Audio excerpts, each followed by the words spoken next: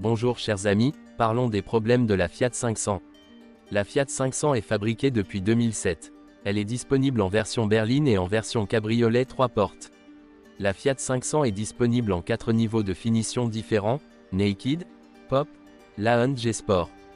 Les clients peuvent également choisir parmi 15 garnitures intérieures, 9 types de roues différents, 19 autocollants et 12 couleurs de carrosserie. Il est intéressant de noter qu'il existe plus de 500 combinaisons différentes de personnalisation Fiat 000 qui peuvent être réalisées en ajoutant toutes sortes d'accessoires, d'autocollants, de couleurs et de décorations intérieures et extérieures. Au départ, 3 types de moteurs étaient disponibles, 2 essences de 68 et 99 chevaux et un diesel de 74 et 94 chevaux. La consommation de carburant du moteur essence varie de 4,8 à 6,3 litres 100 km, et celle du diesel de 3,9 à 4,2 litres 100 km, en conduite mixte.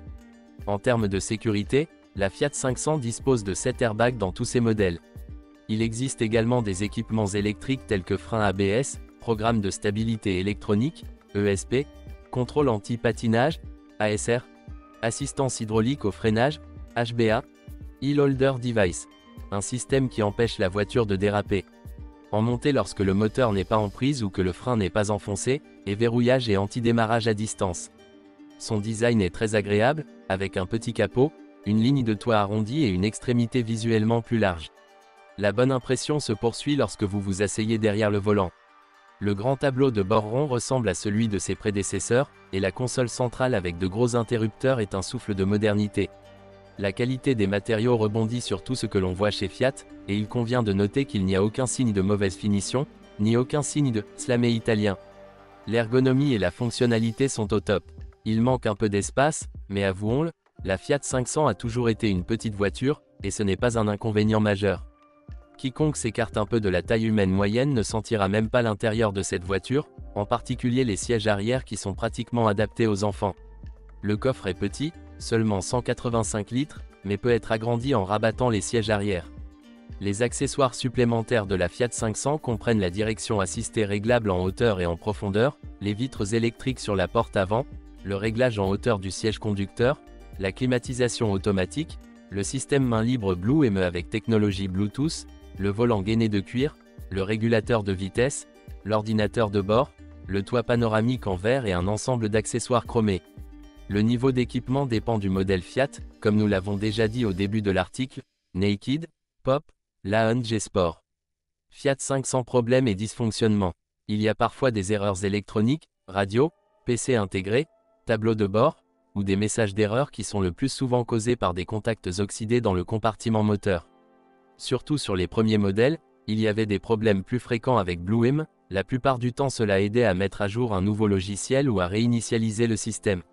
Un kilométrage plus élevé est révélé par les roulements usés des amortisseurs avant ainsi que par l'usure excessive, fuite d'huile, des silencieux eux-mêmes. Il arrive parfois qu'une fuite d'huile de boîte de vitesse se produise en plus des joints d'étanchéité des demi-essieux.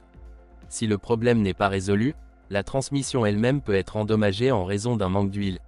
Il arrive parfois qu'une fuite se produise dans le moteur lorsque l'huile coule dans le bloc, le problème le plus courant étant le joint du couvercle de soupape. La voiture est bien protégée contre la corrosion, à l'exception du pot d'échappement, en particulier pour les utilisateurs d'essence, qui roulent plus fréquemment sur des trajets plus courts. Pour les moteurs à essence, il est recommandé de remplacer les bougies d'allumage tous les 30 000 km, sinon le risque de panne de la bobine d'allumage est accru, elle fonctionne sur moins de cylindres. Il existe un risque de conduire sur des distances plus courtes lorsque le moteur n'est pas en mesure de chauffer correctement. De temps en temps, il est conseillé de chauffer le moteur et de le faire fonctionner plus longtemps pour brûler correctement les dépôts des bougies d'allumage. Les moteurs T-Jet et Twin Air sont plus sensibles et plus difficiles à démarrer. Les moteurs à essence ont parfois des problèmes avec la turbine, le refroidissement du moteur et parfois même l'embrayage. Les moteurs Twin Air peuvent présenter un défaut dans la commande électro-hydraulique de la soupape d'admission. Cela se manifeste par un bruit accru, des vibrations excessives, un fonctionnement irrégulier, des secousses ou un éventuel passage en mode d'urgence. La solution consiste à remplacer l'ensemble du bloc électro-hydraulique. Le mécanisme est particulièrement sensible à la qualité de l'huile, qui peut être trop contaminée par des résidus de carburant non traités lorsqu'il roule souvent avec un moteur froid. C'est pourquoi il est important de ne pas prolonger les intervalles de vidange d'huile et de changer l'huile après 15 000 km, 1 an. Si vous roulez plus souvent en ville, Le risque d'usure excessive de l'embrayage et du roulement d'embrayage est plus élevé, valable pour l'essence et le diesel. Les injecteurs excessivement usés apparaissent avec un plus grand nombre de kilomètres, ce qui entraîne un fonctionnement irrégulier et bruyant du moteur, un démarrage problématique ou une baisse des performances du moteur lors de l'accélération. Les pompes haute pression fuient plus souvent sur les anciens 1.3 JTD Euro 4. De même, avec un kilométrage plus élevé, des problèmes d'usure du volant moteur flottant se produisent, non applicables au 1.3 JTD 55 kW, qui se manifestent par des vibrations excessives au ralenti, des secousses au démarrage de l'embrayage ou un bruit plus élevé lors de l'accélération à partir d'une vitesse inférieure. Il existe également des problèmes avec le turbocompresseur, ainsi qu'une usure excessive de la turbine, poussée plus faible, consommation d'huile plus élevée, fuite d'huile dans l'admission, etc. Les moteurs diesel sont équipés d'un filtre à particules de suie, FAP, dont la durée de vie est d'environ 200 à 250 000 km, selon l'utilisation du véhicule. Parfois, la durée de vie peut être plus longue, mais parfois plus courte, surtout si des trajets plus courts sont parcourus plus souvent, lorsque le filtre ne parvient pas à se régénérer et que la régénération est souvent interrompue. Cela entraîne un colmatage plus rapide et donc une durée de vie plus courte du filtre FAP. Les problèmes sont généralement signalés par le voyant sur le tableau de bord et le moteur passe en mode de sécurité.